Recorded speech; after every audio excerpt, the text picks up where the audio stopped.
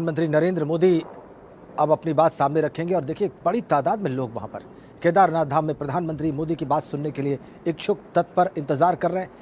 केदारनाथ धाम की तस्वीरें आप लाइव देख रहे हैं कि और उद्घाटन और अनावरण के कार्यक्रम अब इस वक्त प्रधानमंत्री कर रहे हैं। जो दूसरे विकास कार्य हैं ये देखिए आप,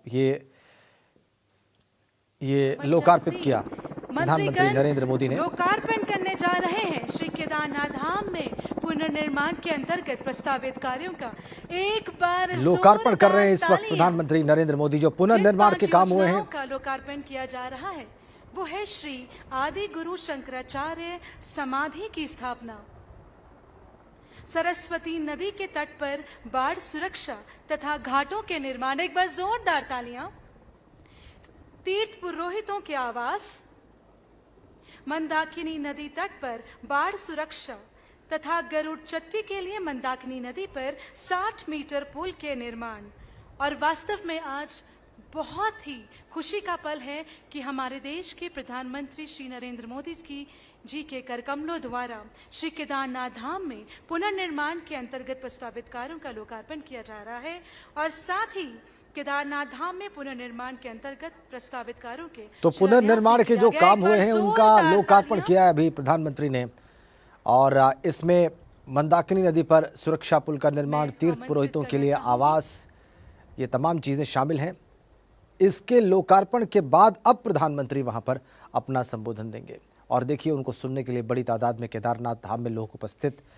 वास्तव में बहुत ही खुशी का पल है, गौरव के ये अनमोल क्षण है हम सभी के लिए कि बाबा केदार के दर्शन के साथ ठीक बाबा केदार धाम में केदारनाथ मंदिर के सामने इस वक्त प्रधानमंत्री वहां पर उपस्थित लोगों को संबोधित करने जा रहे हैं। और आप देख लीजिए लाइव तस्वीरें, आदि शंकराचार्य की प्रतिमा का अनावरण किया प्रधानमंत्री नरेंद्र मोदी ने। इस वक्त संबोधन शुरू करने जा रहे हैं।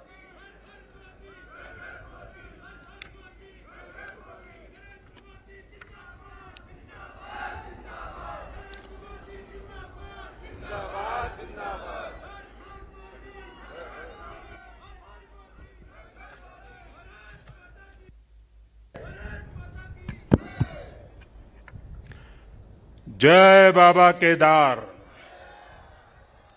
जय बाबा केदार, जय बाबा केदार।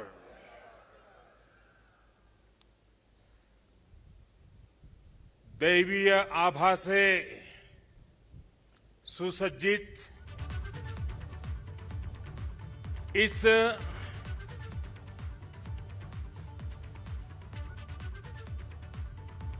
पवित्र कार्यक्रम में हमारे साथ मंच पर उपस्थित सभी वरिष्ठ महानुभाव,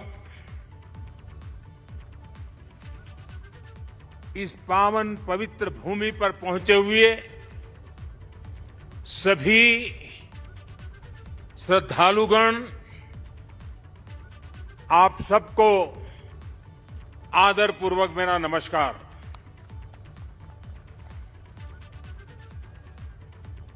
आज सभी मठों, सभी 12 ज्योतिर्लिंगों, अनेक शिवालय, अनेक शक्तिधाम, अनेक तीर्थ क्षेत्रों पर देश के गणमान्य महापुरुष, पूज्य संतगण, पूज्य शंकराचार्य परंपरा से जुड़े हुए सभी वरिष्ठ ऋषि मनीषी और अनेक श्रद्धालु भी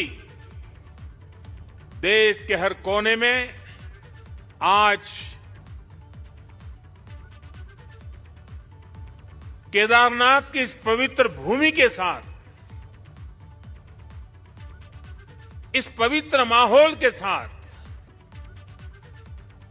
सशरीर नहीं लेकिन आत्मिक रूप से वर्चुअल माध्यम से, टेक्नोलॉजी की मदद से वो वहां से हमें आशीर्वाद दे रहे हैं। आप सभी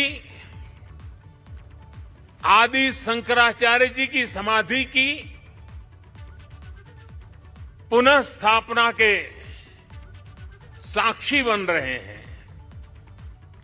ये भारत की आध्यात्मिक समृद्धि और व्यापकता का बहुत अलौकिक दृश्य है। हमारा देश तो इतना विशाल है, इतनी महान ऋषि परंपरा है,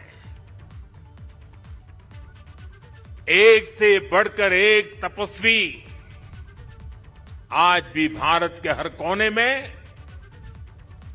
आध्यात्मिक चेतना को जगाते रहते हैं। ऐसे अनेक संतगण आज देश के हर कोने में और यहां भी हमारे साथ जुड़े हुए हैं। लेकिन संबोधन में अगर मैं सिर्फ उनका नामोल्लेख करना चाहूं तो भी शायद एक सप्ताह कम पड़ जाएगा, और अगर एकाध नाम छूट गया तो शायद मैं जीवन भर किसी पाप के बोझ में दब जाऊंगा।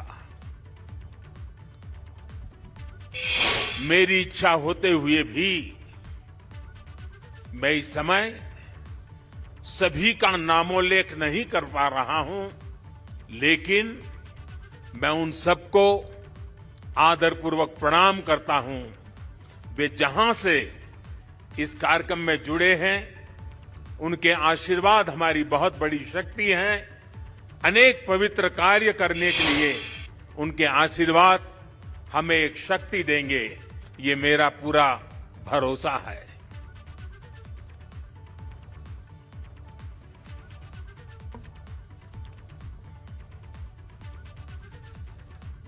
हमारे यहां कहा जाता है, आवाहनम न जानामि, न जानामि विसर्जनम, पूजनम चैव न जानामि क्षमस्व परमेश्वरम। इसलिए मैं हृदय से ऐसे सभी व्यक्तियों से माफी मांगते हुए इस पुण्य अवसर पर देश के कोने कोने से जुड़े शंकराचार्य ऋषिगण, महान संत परंपरा के सभी अनुयायी, आप सबको यहीं से प्रणाम करके मैं आपका आशीर्वाद मांगता हूं।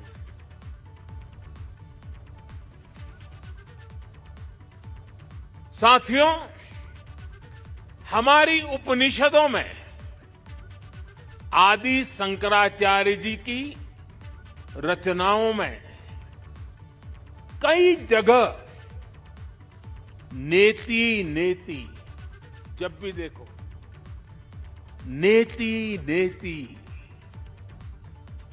एक ऐसा भाव विश्व नेति नेति कहकर एक भाव विश्व का विस्तार दिया गया है। रामचरितमानस को भी अगर हम देखें तो उसमें भी इस बात को दोहराया गया है, अलग तरीके से कहा गया है। रामचरितमानस में कहा गया है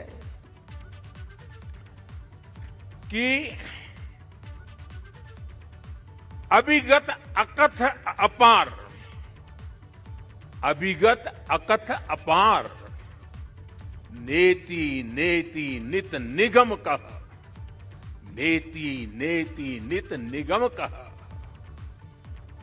अर्थात कुछ अनुभव इतने अलौकिक, इतने अनंत होते हैं कि उन्हें शब्दों से व्यक्त नहीं किया जा सकता। बाबा केदारनाथ की शरण में आकर जब भी आता हूं, यहां के कण कण से जुड़ जाता हूं। यहां की हवाएं, ये हिमालय की चोटियां, ये बाबा केदार का सानिध्य न जाने कैसी अनुभूति की तरफ खींच के ले चला जाता है, जिसके लिए मेरे पास शब्द है ही नहीं। दीपावली के पवित्र पर्व पर कल मैं सीमा पर अपने सैनिकों के साथ था और आज तो ये सैनिकों की भूमि पर हूं। मैंने त्योहारों की खुशियां मेरे देश के जवान वीर सैनिकों के साथ बांटी। देशवासियों का प्रेम का संदेश, देशवासियों की उनके प्रति श्रद्धा, देशवासियों के उनके आशीर्वाद, 130 करोड़ आशीर्वाद लेकर के मैं कल सेना के जवानों के बीच गया था। और आज मुझे गोवर्धन पूजा के दिन, और गुजरात के लोगों के लिए तो आज नया वर्ष है,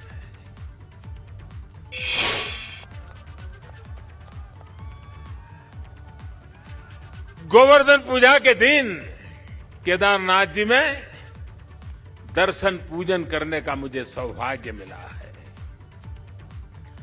बाबा केदार के दर्शन के साथ ही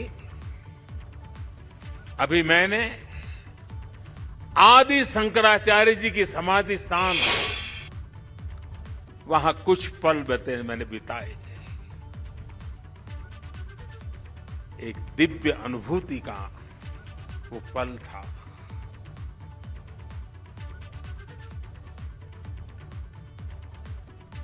सामने बैठते ही लग रहा था कि आदि शंकर की आंखों से वो तेज पुंज, वो प्रकाश पुंज प्रवाहित हो रहा है, जो भव्य भारत का विश्वास जगा रहा है। शंकराचार्य जी की समाधि एक बार फिर और अधिक दिव्य स्वरूप के साथ हम सबके बीच है। इसके साथ ही सरस्वती तट पर घाट का निर्माण भी हो चुका है और मंदाकिनी पर बने पुल से गरुड़ चट्टी उस मार्ग को भी सुगम कर दिया गया है। और गरुड़ चट्टी का तो मेरा विशेष नाता भी रहा है। यहाँ एक दो लोग हैं पुराने जो पहचान जाते हैं। मैंने आपके दर्शन किए, मुझे अच्छा लगा। साधु तो चलता भला, यानी पुराने लोग तो चले गए हैं। कुछ लोग इस स्थान को छोड़ के चले गए, कुछ लोग इस धरा को छोड़ करके चले गए। अब मंदाकिनी के किनारे बाढ़ से सुरक्षा के लिए जिस दीवार का निर्माण किया गया है, इससे श्रद्धालुओं की यात्रा अब और सुरक्षित होगी। तीर्थ पुरोहितों के लिए नए बने आवासों से उन्हें हर मौसम में सुविधा होगी। भगवान केदारनाथ की सेवा उनके लिए अब कुछ सरल होगी, कुछ आसान होगी। और मैंने तो पहले देखा है, कभी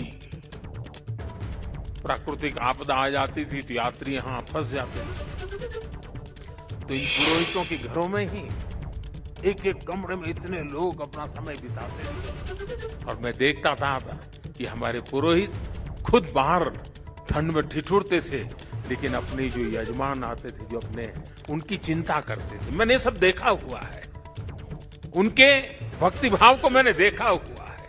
अब उन मुसीबतों से उनको मुक्ति मिलने वाली है। साथियों, आज यहां यात्री सेवाओं और सुविधाओं से जुड़ी कई योजनाओं का शिलान्यास भी हुआ है। पर्यटक सुविधा केंद्र का निर्माण हो,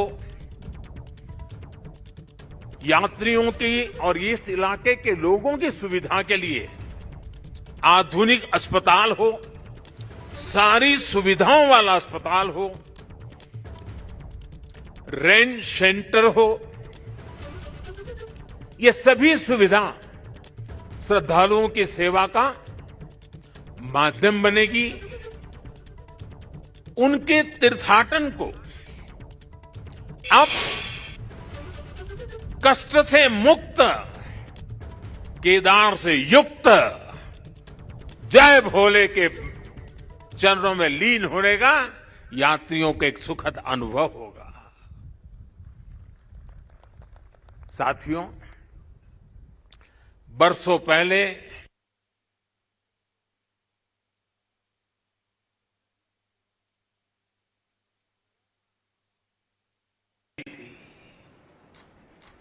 जिस तरह का कल्पनीय था, मैं मुख्यमंत्री तो गुजरात का था,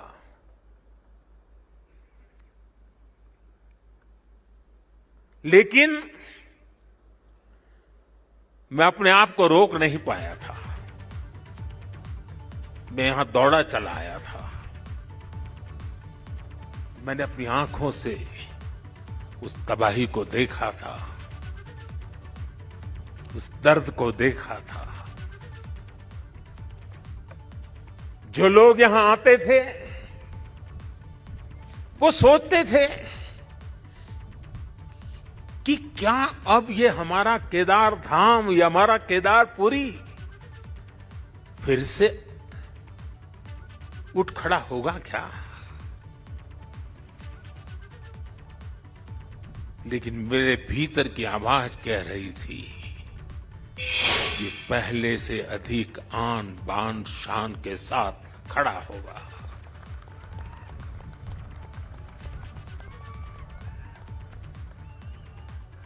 और ये मेरा विश्वास बाबा केदार के कारण था, आदि शंकर की साधना के कारण था, ऋषियों मुनियों की तपस्या के कारण था, लेकिन साथ साथ कच्छ के भूकंप के बाद कच्छ को खड़ा करने का मेरे पास अनुभव भी था। और इसलिए मेरा विश्वास था, और आज वो विश्वास अपनी आंखों से साकार हुआ देखना, इससे बड़ा जीवन का क्या संतोष हो सकता है।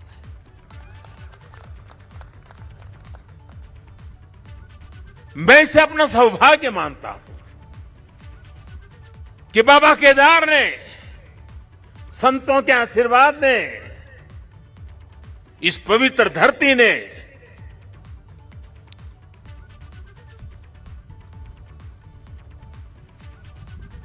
जिस मिट्टी ने, जिसकी हवाओं ने कभी मुझे पाला पोसा था, उसकी सेवा करने का सौभाग्य मिलना, इससे बड़ा जीवन का पुण्य क्या होता है।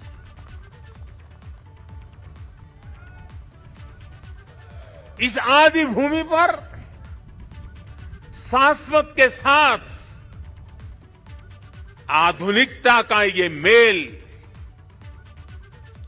विकास के ये काम भगवान शंकर की सहज कृपा का ही परिणाम है।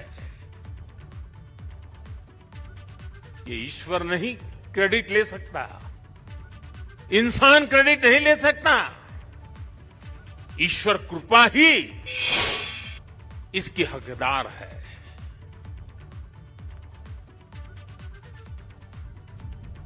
मैं इस पुनीत प्रयासों के लिए उत्तराखंड सरकार का, हमारे ऊर्जावान नौजवान मुख्यमंत्री धामी जी का और इस कामों की जिम्मेदारी उठाने वाले सभी लोगों का भी आज हृदय से धन्यवाद करता हूं, जिन्होंने एड़ी चोटी का जोर लगा करके इस सपनों को पूरा किया है। मुझे पता है यहां बर्फबारी के बीच भी किस तरह, यानी पूरा साल भर काम करना मुश्किल है, यहां बहुत कम समय मिलता है, लेकिन बर्फबारी के बीच भी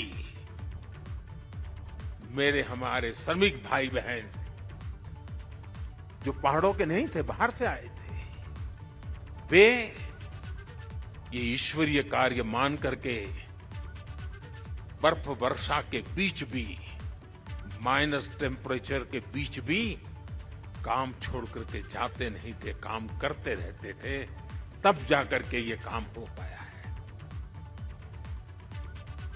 मेरा मन यहां लगा रहता था, तो मैं बीच बीच में ड्रोन की मदद से, टेक्नोलॉजी की मदद से, मेरे दफ्तर से यहां का पूरा मैं एक प्रकार से वर्चुअल यात्रा करता था। लगातार मैं उसकी बारीकियों को देखता था, काम कितना पहुंचा, महीने भर पहले कहां थे, इस महीने कहां पहुंचे, लगातार देखता था। मैं केदारनाथ मंदिर के सभी रावल और सभी पुजारियों का भी आज विशेष रूप से आभार प्रकट करना चाहता हूं, क्योंकि उनके सकारात्मक रवैये के कारण, उनके सकारात्मक प्रयासों के कारण और उन्होंने परंपराओं का जो हमारा मार्गदर्शन करते रहे, उसके कारण हम इस पुरानी विरासत को भी बचा पाए और आधुनिकता भी ले पाए। और इसके लिए मैं इन पुजारियों का, रावल परिवारों का हृदय से आभार व्यक्त करता हूं। आदि शंकराचार्य जी के विषय में हमारे विद्वानों ने कहा है, शंकराचार्य के लिए हर विद्वान ने कहा है, शंकरो शंकरः साक्षात, अर्थात आचार्य शंकर साक्षात भगवान शंकर का ही स्वरूप थे। ये महिमा, ये देवत्व आप उनके जीवन के हर क्षण हम अनुभव कर सकते हैं। उसकी तरफ जरा नजर करें तो सारी स्मृतियां सामने आ जाती है। छोटी सी उम्र में, बालक उम्र में अद्भुत बोध, बाल उम्र से ही शास्त्रों का, ज्ञान का, विज्ञान का निरंतर चिंतन, और जिस उम्र में एक साधारण मानवी साधारण रूप से संसार की बातों को थोड़ा देखना समझना शुरू करता है, थोड़ी जागृति का प्रारंभ होता है, उस उम्र में वो वेदांत की गहराई को, उसके गुढ़ार्थ को, सांगो पांग विवेचन, उसकी व्याख्या अविरत रूप से किया करते थे। ये शंकर के भीतर साक्षात, शंकर के भीतर साक्षात शंकरत्व का जागरण के सिवा कुछ नहीं हो सकता। ये शंकरत्व का जागरण था। यहां संस्कृत और वेदों के बड़े बड़े पंडित यहां भी बैठे हैं और वर्चुअली भी हमारे साथ जुड़े हैं। आप जानते हैं कि शंकर का संस्कृत में अर्थ बड़ा सरल है। शंकर का अर्थ संस्कृत में होता है शम करोति स शंकर, यानी जो कल्याण करे वही शंकर है। इस कल्याण को भी आचार्य शंकर ने प्रत्यक्ष प्रमाणित कर दिया था। उनका पूरा जीवन जितना असाधारण था उतना ही वो जनसाधारण के कल्याण के लिए समर्पित थे। भारत और विश्व के कल्याण के लिए अहरनिश अपनी चेतना को समर्पित कर रहे थे। जब भारत राग द्वेष के भंवर में फंस करके अपनी एकजुटता को खो रहा था, तब यानी कितना दूर का संत देखते हैं, तब शंकराचार्य जी ने कहा था न मे द्वेष रागो, न मे द्वेष रागो, न मे लोभ मोह, मदो नैव मैं नैव मात्सर्य भाव। अर्थात राग द्वेष, लोभ मोह, ईर्ष्या, अहम, ये सब हमारा स्वभाव नहीं है। जब भारत की जाति पंथ की सीमाओं से बाहर देने की शंकाओं आशंकाओं को ऊपर उठने की मानव जात को जरूरत थी, तब समाज में चेतना फूकी और आदि शंकर ने कहा न मे मृत्यु शंका न मे जाति भेद, यानी नाश विनाश की शंकाएं जात पात के भेद से हमारी परंपरा का कोई लेना देना नहीं है, हिस्सा नहीं है। हम क्या है, हमारा दर्शन और विचार क्या है, ये बताने के लिए आदि शंकर ने कहा चिदानंद रूप, चिदानंद रूप शिवोहम शिवोहम, चिदानंद रूप शिवोहम शिवोहम। अर्थात आनंद स्वरूप शिव हम ही है। जीवत्व से ही शिवत्व है। और अद्वैत का सिद्धांत, कभी कभी अद्वैत के सिद्धांत को समझाने के लिए बड़े बड़े ग्रंथों की जरूरत पड़ती है। मैं तो इतना विद्वान नहीं हूं, मैं तो सरल भाषा में अपनी बात समझता हूं और मैं इतना ही कहता हूं, जहां द्वैत नहीं है वही तो अद्वैत है। शंकराचार्य जी ने भारत की चेतना में फिर से प्राण फूके और हमें हमारी आर्थिक परमार्थिक उन्नति का मंत्र दिया। उन्होंने कहा ज्ञान विहीन, देखिए ज्ञान की उपासना क्या महिमा हमारा कितना महत्व रखता है। ज्ञान विहीन सर्वमतेन मुक्तिम न भजति जन्मशतेन, यानी कि दुख कष्ट और कठिनाइयों से हमारी मुक्ति का एक ही मार्ग है और वो है ज्ञान। भारत की ज्ञान की, विज्ञान और दर्शन की जो कालातीत परंपरा है, उसे आदि शंकराचार्य जी ने फिर से पुनर्जीवित किया, चेतना भर दी। साथियों, एक समय था जब अध्यात्म को, धर्म को केवल रूढ़ियों से जोड़कर, कुछ ऐसी गलत मर्यादा और कल्पनाओं में जोड़कर देखा जाने लगा था। लेकिन भारतीय दर्शन तो मानव कल्याण की बात करता है, जीवन को पूर्णता के साथ, होलिस्टिक अप्रोच के साथ, होलिस्टिक वे में देखता है। आदि शंकराचार्य जी ने समाज को इस सत्य से परिचित कराने का काम किया। उन्होंने पवित्र मठों की स्थापना की,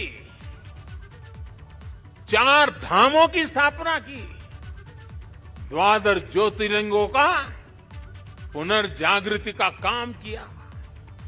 उन्होंने सब कुछ त्याग कर देश, समाज और मानवता के लिए जीने वालों की एक सशक्त परंपरा खड़ी की। आज उनके अधिष्ठान भारत और भारतीयता का एक प्रकार से संबल, पहचान बने हुए हैं। हमारे लिए धर्म क्या है, धर्म और ज्ञान का संबंध क्या है,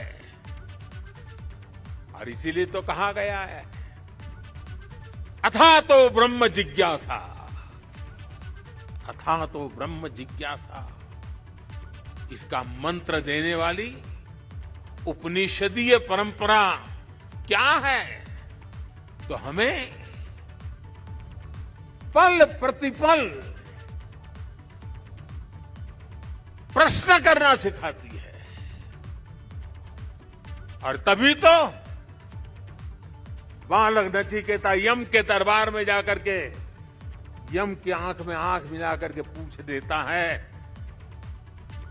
यम को पूछ देता है, व्हाट इज डेथ? मृत्यु क्या है बताओ? प्रश्न पूछना, ज्ञान अर्जित करना, अथा तो धर्म जिज्ञासा।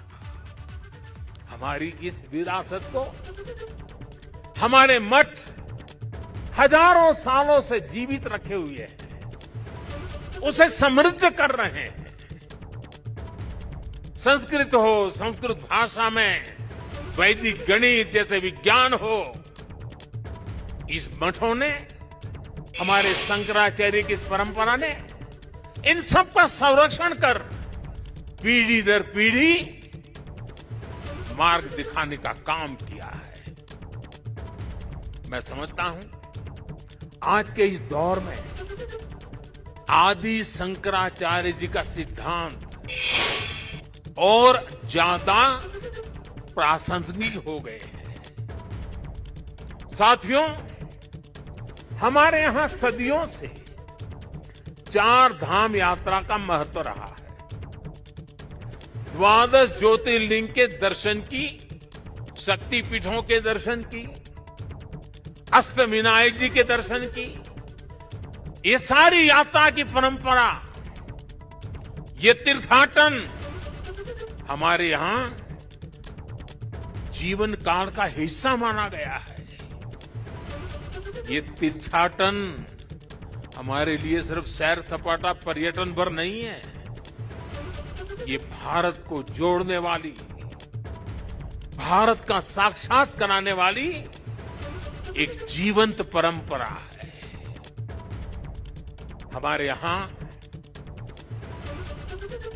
हर किसी को, कोई भी व्यक्ति होगा, उसकी इच्छा होती है कि जीवन में कम से कम एक बार चार धाम जरूर हो लें, द्वादश ज्योतिर्लिंग का दर्शन जरूर कर लें, मां गंगा में एक बार डुबकी जरूर लगा दे।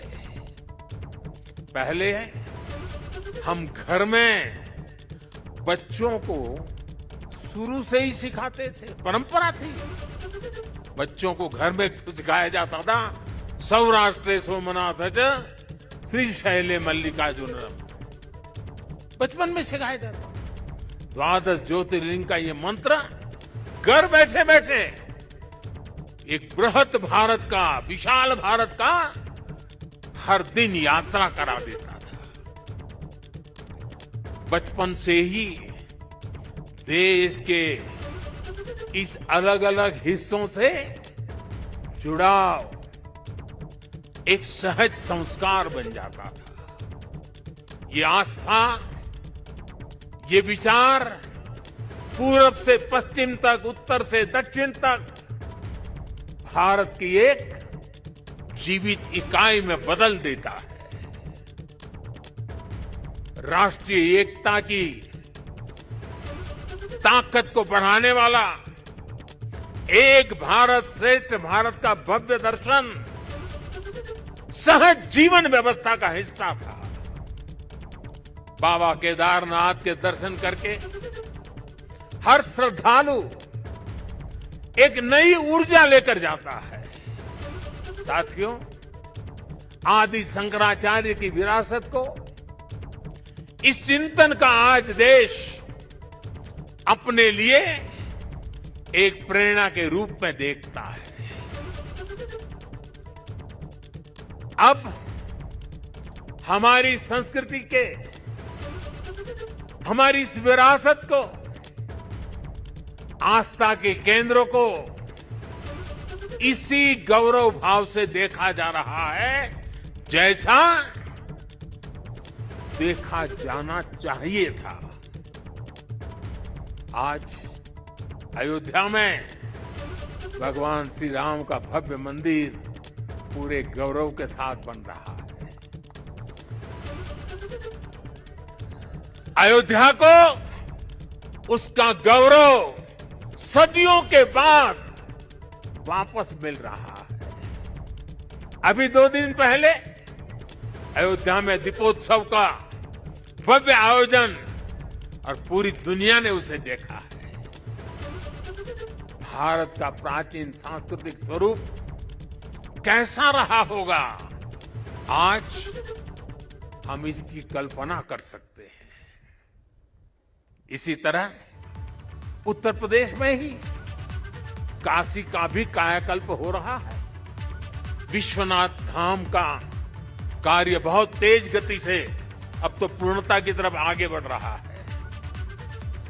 बनारस में सारनाथ, नजदीक में कुशीनगर, बोध गया, यहां सब जगह पे एक बुद्ध सर्किट के अंतर्राष्ट्रीय पर्यटन को आकर्षित करने के लिए, विश्व के बुद्ध के भक्तों को आकर्षित करने के लिए एक बहुत तेजी से काम चल रहा है। भगवान राम से जुड़े जितने भी तीर्थ स्थान हैं, उनको भी जोड़ करके एक पूरा सर्किट बनाने का काम भी आज चल रहा है। मथुरा वृंदावन में भी विकास के साथ साथ यहाँ की शुचिता, पवित्रता को लेकर संतों की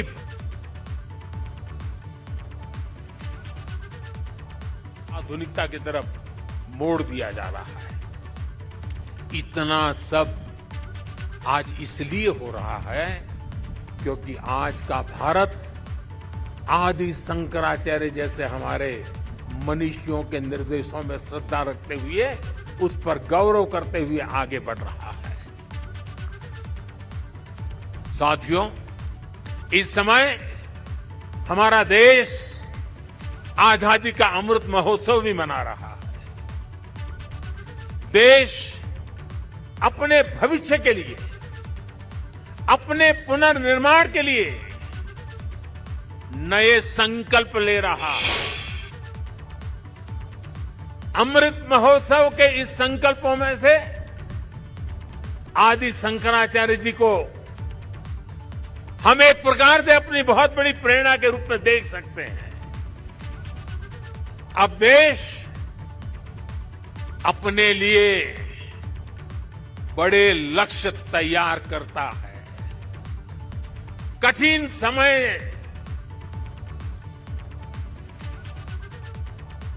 और सिर्फ समय नहीं, समय की सीमा भी हम निर्धारित करते हैं। तो कुछ लोग कहते हैं कि इतने कम समय में ये सब कैसे होगा। कभी कभी लोग ये भी कहते हैं अरे यार होगा भी कि नहीं होगा। और तब मेरे भीतर से एक ही आवाज आती है, 130 करोड़ देशवासियों की आवाज भी जब सुनाई देती है और मेरे मुंह से यही निकलता है,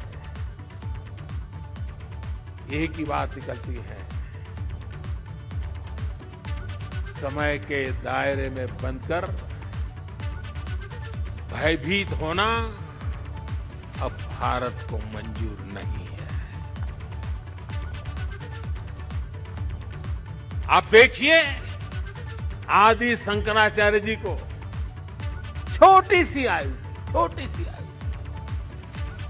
घर बार परिवार छोड़ दिया, सन्यासी बन गए। कहां केरल का कालड़ी और कहां केदार, कहां से कहां चल पड़े, सन्यासी बने। बहुत ही कम आयु में इस पवित्र भूमि में उनका शरीर इस धरती से विलीन हो गया। अपने इतने कम समय में उन्होंने भारत के भूगोल को चैतन्य कर दिया, भारत के लिए नया भविष्य गढ़ दिया। उन्होंने जो ऊर्जा प्रज्वलित की वो आज भी भारत गतिमान बनाए हुए है। आने वाले हजारों साल तक ये गतिमान बनाए रखेगी। इसी तरह स्वामी विवेकानंद जी को देखिए, स्वाधीनता संग्राम में अनेक सेनानियों को देखिए। ऐसी कितनी ही महान आत्माएं, महान विभूतियां इस धरती पर आकर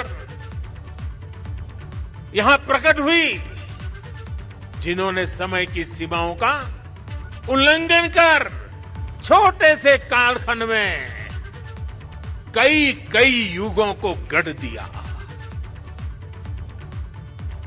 ये भारत इन महान विभूतियों की प्रेरणाओं पर चलता है। हम शाश्वत को एक प्रकार से स्वीकार करते हुए हम क्रियाशीलता पर विश्वास करने वाले लोग हैं। इसी आत्मविश्वास को लेकर देश आज इस अमृत काल में आगे बढ़ रहा है। और ऐसे समय में मैं देशवासियों से एक और आग्रह करना चाहता हूं।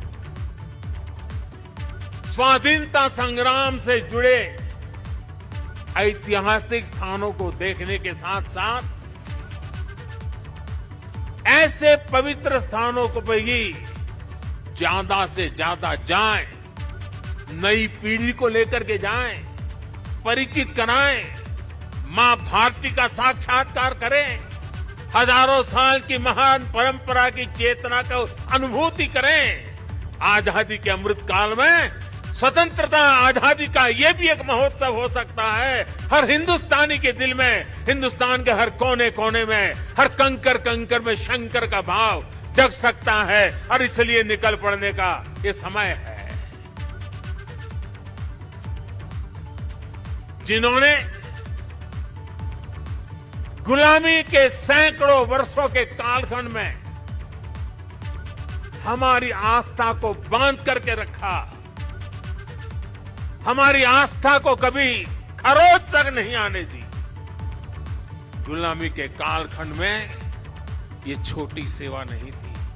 क्या आजादी के कालखंड में उस महान सेवा को उसको पूजना, उस पर तर्पण करना, वहां तप करना, साधना करना, क्या हिंदुस्तानी का नागरिक का कर्तव्य नहीं है? और इसलिए मैं कहता हूं, एक नागरिक के तौर पर हमें इन पवित्र स्थानों को भी दर्शन करने के लिए जाना चाहिए, उन स्थानों की महिमा को जानना चाहिए। साथियों, देवभूमि के प्रति असीम श्रद्धा रखते हुए, यहां की असीम संभावनाओं पर विश्वास करते हुए आज उत्तराखंड की सरकार यहां विकास के महायज्ञ से जुड़ी है, पूरी ताकत से जुड़ी है। 4 धाम सड़क परियोजना पर तेजी से काम हो रहा है। चारों धाम हाईवे से जुड़ रहे हैं। भविष्य में यहां केदारनाथ जी तक श्रद्धालु केवल कार के जरिए आ सके, इससे जुड़ी प्रक्रिया भी शुरू हो गई है। यहां पास में हो पवित्र हेमकुंड साहब जी हैं। हेमकुंड साहब जी के दर्शन आसान हो, इसके लिए वहां भी रोपवे बनाने की दिशा में तैयारियां चल रही हैं। इसके अलावा ऋषिकेश और कर्णप्रयाग को रेल से भी जोड़ने का प्रयास हो रहा है। अभी मुख्यमंत्री जी कहते थे पहाड़ के लोगों को तो रेल देखना भी दुष्कर होता है, अब रेल पहुंच रही है। दिल्ली देहरादून हाईवे ये बनने के बाद देहरादून से दिल्ली आने वालों के लिए समय और कम हो जाने वाला है। इस सब कामों को उत्तराखंड के पर्यटन को बहुत बड़ा लाभ मिलने वाला है। और मेरे शब्द उत्तराखंड के लोग लिख करके रखे, जिस तेज गति से इंफ्रास्ट्रक्चर बन रहा है, पिछले 100 साल में जितने यात्री यहां आए हैं ना, आने वाले 10 साल में उससे भी ज्यादा आने वाले हैं। आप कल्पना कर सकते हैं यहां की अर्थव्यवस्था को कितनी बड़ी ताकत मिलने वाली है। 21वीं शताब्दी का ये तीसरा दशक, ये उत्तराखंड का दशक है। मेरे शब्द लिख के रखिए, मैं पवित्र धरती पर से बोल रहा हूं। हाल के दिनों में हमने सभी ने देखा है कि किस किस तरह 4 धाम यात्रा आने वाले श्रद्धालुओं की संख्या लगातार रिकॉर्ड तोड़ रही है। और ये कोविड न होता तो न जाने ये संख्या कहां से कहां पहुंच गई होती। उत्तराखंड में मुझे ये भी बहुत खुशी हो रही है, खासकर मेरी माताएं बहनें, और पहाड़ में तो माताओं बहनों की ताकत का एक अलग ही सामर्थ्य होता है। जिस प्रकार से उत्तराखंड के छोटे छोटे स्थानों पर प्रकृति की गोद में होम स्टे का नेटवर्क बन रहा है, सैकड़ों होम स्टे बन रहे हैं। माताएं बहनें और लोग भी जो यात्री आते हैं वे भी होम स्टे को पसंद करने लगे हैं। रोजगार भी मिलने वाला है, स्वाभिमान से जीने का अवसर भी मिलने वाला है। यहां की सरकार जिस तरह विकास के कार्यों में जुटी है, इसका और एक लाभ हुआ है। यहां वरना तो हम हमेशा सुनते थे पहाड़ का पानी और पहाड़ की जवानी कभी पहाड़ के काम आती नहीं। मैंने इस बात को बदला है, अब पानी भी पहाड़ को काम आएगा, जवानी भी पहाड़ को काम आएगी। पलायन रुकना है, एक के बाद एक जो निर्णय हो रहे हैं, पलायन रुकना है। मान के चलिए साथियों, मेरे नौजवान दोस्तों, ये दशक आपका है, उत्तराखंड का है, उज्जवल भविष्य का है। बाबा केदार के आशीर्वाद हमारे साथ। ये देवभूमि, मातृभूमि की रक्षा करने वाले अनेकों वीर बेटे बेटियों की ये जन्मस्थली भी है। यहां का कोई घर, कोई गांव ऐसा नहीं है जहां पराक्रम की कोई गाथा का परिचय न हो। आज देश जिस तरह अपनी सेनाओं का आधुनिकीकरण कर रहा है, उन्हें आत्मनिर्भर बना रहा है, उससे हमारे वीर सैनिकों की ताकत और बढ़ रही है। आज उनकी जरूरत को, उनकी अपेक्षाओं को, उनके परिवार की आवश्यकताओं को बहुत प्राथमिकता देकर के काम किया जा रहा है। ये हमारे ही सरकार है जिसने वन रैंक वन पेंशन की 4 दशक पुरानी मांग को पिछली शताब्दी की मांग इस शताब्दी में मैंने पूरी की। मुझे संतोष है मेरे देश की सेना के जवानों के लिए मुझे सेवा करने का मौका मिला। इसका लाभ तो उत्तराखंड के करीब करीब हजारों परिवारों को मिला है, निवृत्त सैनिक परिवारों को मिला हुआ है। साथियों, उत्तराखंड ने कोरोना के खिलाफ लड़ाई में जिस तरह का अनुशासन दिखाया वो भी बहुत अभिनंदनीय है, सराहनीय है। भौगोलिक कठिनाइयों को पार कर आज उत्तराखंड ने उत्तराखंड के लोगों को 100% सिंगल डोज का लक्ष्य हासिल कर लिया है। ये उत्तराखंड को ताकत का दर्शन कराता है, उत्तराखंड के सामर्थ्य को दिखाता है। और जो लोग पहाड़ों से परिचित हैं ना, उनको पता है कि काम आसान नहीं होता है। घंटों घंटों तक पहाड़ की चोटियों पर जाकर के 2 या 5 परिवार को वैक्सीनेशन दे करके रात रात चल करके घर पहुंचना होता है। कष्ट कितना होता है मैं लाड लगा सकता हूं। उसके बाद भी उत्तराखंड ने काम किया है। क्यों? उत्तराखंड के एक एक नागरिक की जिंदगी बचानी है। और इसके लिए मुख्यमंत्री जी, आपको, आपकी टीम को मैं बधाई देता हूं। आज मुझे विश्वास है कि जितनी ऊंचाइयों पर उत्तराखंड बसा है, जितनी ऊंचाइयों पर उत्तराखंड बसा है, उससे भी ज्यादा ऊंचाइयों को मेरा उत्तराखंड हासिल करके रहेगा।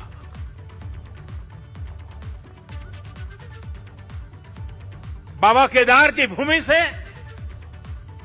आप सबके आशीर्वाद से, देश के कोने कोने से संतों के, महंतों के, ऋषियों के, मुनियों के, आचार्यों के आशीर्वाद के साथ आज इस पवित्र धरती से अनेक संकल्पों के साथ हम आगे बढ़े। आजादी के अमृत महोत्सव में देश को नई ऊंचाई पर ले जाने का संकल्प हर कोई करे। दिवाली के बाद एक नया उमंग, नया प्रकाश, नई ऊर्जा हमें नया करने की ताकत दें।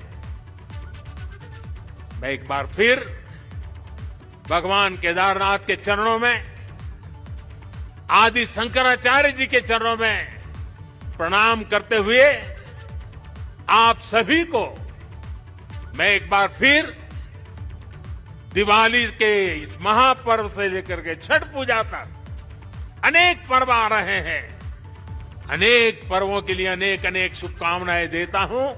मेरे साथ प्यार से बोलिए, भक्ति से बोलिए, जी भर करके बोलिए, जय केदार, जय केदार, जय केदार। धन्यवाद। तो प्रधानमंत्री मोदी का संबोधन सुन रहे थे आप केदारनाथ धाम से लाइव, और उन्होंने कई महत्वपूर्ण बातें कही। यहां से उन्होंने न सिर्फ उत्तराखंड, यूपी बल्कि पूरे देश को संदेश दिया। मंदिर के मुख्य पुजारी ने प्रधानमंत्री मोदी को बागंबर भेंट किया। प्रधानमंत्री मोदी ने आदि शंकराचार्य की प्रतिमा का अनावरण किया, वहां पूजा अर्चना की और कहा कि अयोध्या को उसका गौरव सदियों बाद वापस मिल रहा है। वाराणसी का भी कायाकल्प हो रहा है। मथुरा वृंदावन के भी विकास पर जोर। कई संकेत भी उन्होंने इस स्टेज से छोड़े। अयोध्या के बाद जिस काशी मथुरा की बात हो रही है, वहां को विकास से जोड़ते हुए प्रधानमंत्री मोदी ने मंच से कहा कि वहां के भी विकास पर जोर दिया जा रहा है। देश अपने लिए बड़े लक्ष्य तैयार कर रहा है। ये जनसभा प्रधानमंत्री मोदी की यहां पर समाप्त हुई है और उसके बाद वो वहां उपस्थित सभी लोगों का अभिवादन स्वीकार कर रहे हैं। और चिर परिचित अंदाज की अचानक ही लोगों के बीच में आप पहुंचते हैं प्रधानमंत्री, और ऐसे में कई लोगों को मौका मिल जाता है उनके साथ सेल्फी खिंचवाने का। सुरक्षा के कड़े इंतजाम, और इस बीच स्टेज से नीचे उतरकर लोगों के कुछ करीब जाकर मीडिया के कैमरों के सामने उनसे हल्की बातचीत करते हुए लोगों का अभिवादन स्वीकार करते हुए प्रधानमंत्री। 4 धाम सड़क योजना पर तेजी से काम हो रहा है। आने वाले समय में केदारनाथ धाम और 4 धाम किस तरह से विकसित किया जा रहा है, वो बातें उन्होंने मंच से कही। ऋषिकेश और कर्णप्रयाग को रेल से जोड़ने की कोशिश हो रही है। दिल्ली देहरादून हाईवे बनने के बाद लोगों को आसानी होगी। मतलब इन धामों के माध्यम से कौन से विकास कार्य उत्तराखंड में किए जा रहे हैं। आपको याद दिला दें कि आने वाले साल में उत्तराखंड में विधानसभा चुनाव होने हैं, और ऐसे में विकास कार्यों को इस मंच से दोहराया जाना भी अपने आप में एक संदेश की ही तरह माना जाएगा। उत्तराखंड से पलायन रुकेगा, ये बड़ी बात प्रधानमंत्री मोदी ने कही। केदारनाथ के दौरे पर प्रधानमंत्री मोदी हैं, और ये जो तस्वीर आप देख रहे हैं ये रुद्राभिषेक के समय की है, और ये बागंबर वस्त्र जो है प्रधानमंत्री मोदी ने जो बाबा केदार को अर्पित किया और बाद में उन्हें ओढ़ाया वहां के मुख्य पुजारी।